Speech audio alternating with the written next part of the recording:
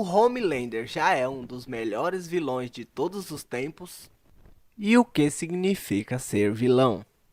Em narratologia e nos estudos de literatura, um vilão é a encarnação do mal na ficção e cumpre o papel de antagonista, o anti-herói. Geralmente é uma figura ardilosa que utiliza suas habilidades com o intuito de prejudicar alguém ou conseguir algo que deseja, muitas vezes com planos que são aplicados ao longo da trama, prejudicando normalmente o protagonista. Mas ao término é de praxe que, para ter um final aceitável aos olhos do público, o vilão tenha seu plano arruinado de forma heróica pelo personagem principal. Mas por que às vezes sentimos empatia pelo vilão? Estudos apontam que nós nos sentimos atraídos por personagens perversos, com quem compartilhamos traços e comportamentos semelhantes. Os vilões tendem a ser cada vez mais sofisticados, ou seja, não são apenas maus por natureza, mas em muitas ocasiões sabemos a origem de sua maldade. Por esse motivo, é cada vez mais comum ter empatia por eles. Pode-se chegar a ponto em que podemos apoiá-los.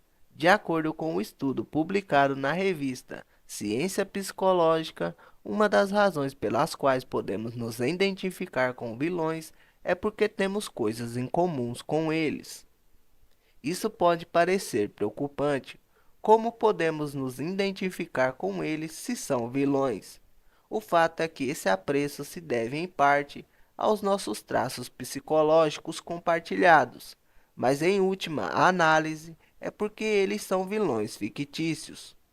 Como resultado, as pessoas se sentem mais seguras no reino da ficção e podem ficar mais intrigadas com os personagens sombrios que se assemelham a elas. Os pesquisadores conduziram um experimento usando um site para administrar um teste de personalidade, que avaliou a semelhança dos usuários com vários personagens, alguns bons e outros maus. Personagens como Mestre Yoda, Joey Tribbiani e Sherlock Holmes estavam entre os bons personagens, enquanto Coringa, Malévola e Kylo Ren estavam entre os maus. Depois de analisar os resultados, os pesquisadores descobriram que os usuários se sentem atraídos tanto por heróis quanto por vilões.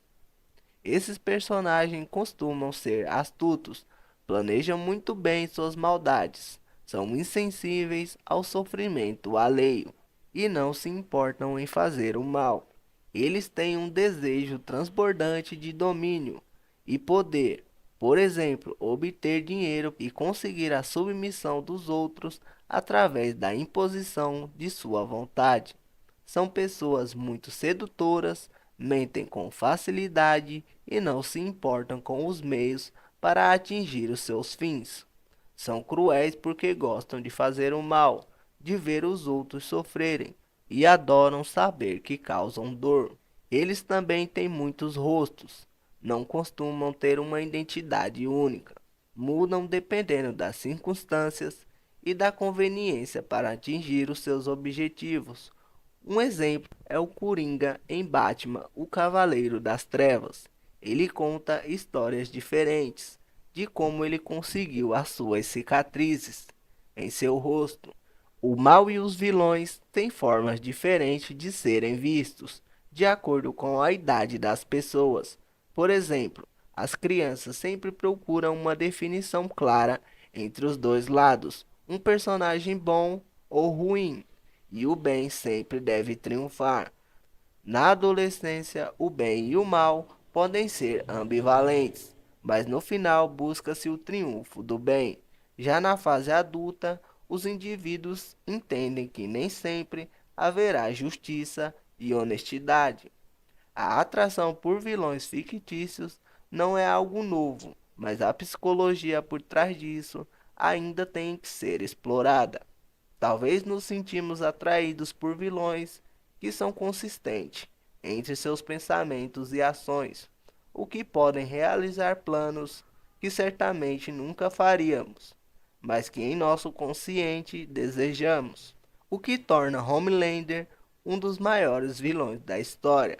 Tenho certeza que você já ouviu falar a seguinte frase: a vingança é um prato que se come frio.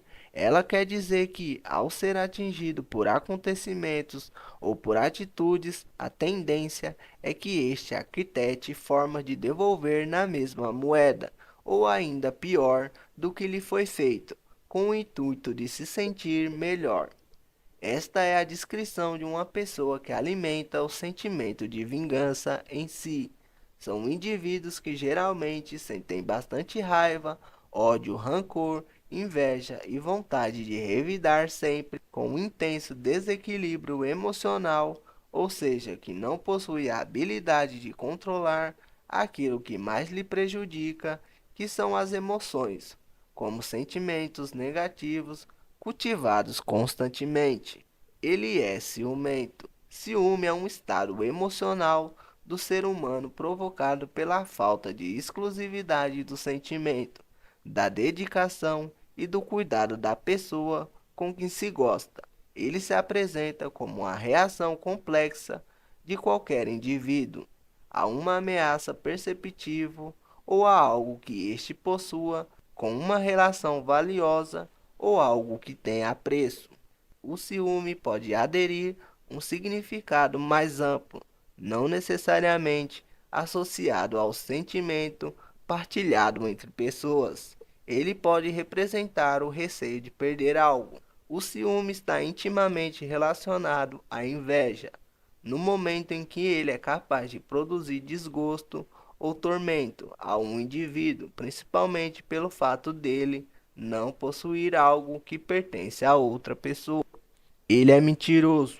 Contar uma mentira consiste em falar algo que não é verdade, com o intuito que essa pessoa acredite. Mentir é sinônimo de enganar, além de ser uma das ações praticadas por quem possui intenções maliciosas em relação a outra. Por essa razão, a mentira é considerada um ato imoral. Ele é orgulhoso, soberbo e arrogante. Soberba é uma manifestação de orgulho, de pretensão e superioridade sobre as outras pessoas. Pode se manifestar individualmente ou em grupos, externadas em manifestações ostensivas para menosprezar e massacrar aqueles que consideram inferiores. Ele não vai parar. Um objetivo é o que move o indivíduo para tomar alguma decisão ou correr atrás de suas aspirações. Objetivo é sinônimo de alvo. Ele é impiedoso. A crueldade é a qualidade do que é cruel, que define como uma resposta emocional de indiferença ou prazer diante do sofrimento e de dor dos outros. É considerada como um sinal de distúrbio psicológico e um sinal clínico incluído em nosologia psiquiatra, estando relacionado a desordens antissociais e de conduta à propensão à crueldade. Se associa com a patologia sadomasoquista. Ele é traumatizado. O trauma psicológico é uma resposta emocional a um evento que deixou feridas na memória e no conceito de identidade de uma pessoa. Ela pode sentir uma série de emoções negativas, tanto após o acontecimento quanto a longo prazo. Pessoas traumatizadas frequentemente se sentem desamparadas, oprimidas e paranoicas.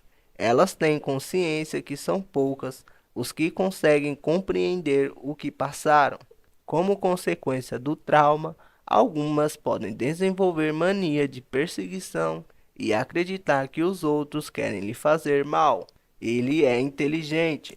A inteligência é um conjunto que forma as características intelectuais de uma pessoa, ou seja, a faculdade de conhecer, compreender, raciocinar, pensar e interpretar. Para a escolha da melhor e a mais adequada oportunidade entre as várias opções, uma pessoa precisa avaliar ao máximo todas as vantagens e desvantagens das hipóteses, necessitando para isso da capacidade de raciocinar, pensar, compreender, ou seja, a base do que forma a inteligência. Ele é psicopata. Psicopatia é um transtorno de personalidade caracterizado por falta de empatia, menor capacidade de afeto e gerenciamento inadequado da raiva. A pessoa psicopata tende a ser bastante manipuladora e centralizado, apresentando comportamento extremamente narcisista e não se responsabilizando por nenhuma das suas atitudes. A psicopatia pode acontecer devido a alterações cerebrais, fatores genéticos e traumas na infância. Ele tem transtorno de personalidade. Transtorno de personalidade é uma perturbação mental caracterizada pelo menos dois estados de personalidade distintos. Na maioria dos casos, verifica-se amnésia dissociativa, incapacidade de recordar eventos traumáticos, de uma forma que não pode ser explicada pelo esquecimento normal.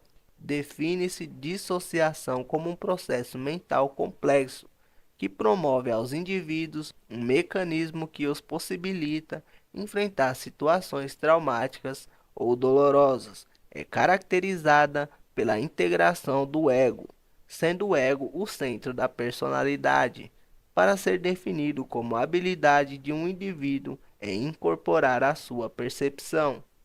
Depois de todas essas características que o personagem tem, o que o torna completo como um dos maiores vilões da história é a atuação de Anthony Starr. Uma boa atuação é uma construção, não acontece por acaso, é resultado de uma entrega com consciência. Quando o ator se coloca no centro das atenções e suas ações têm como objetivo exaltar as suas virtudes e não a história em geral, resulta numa atuação que não empolga, por ser previsível e sem calor. Mas quando o ator coloca a história no centro das atenções, fazendo com que suas ações interajam com a narrativa, a sua atuação se destaca por trazer algo surpreendente, pessoal e generoso.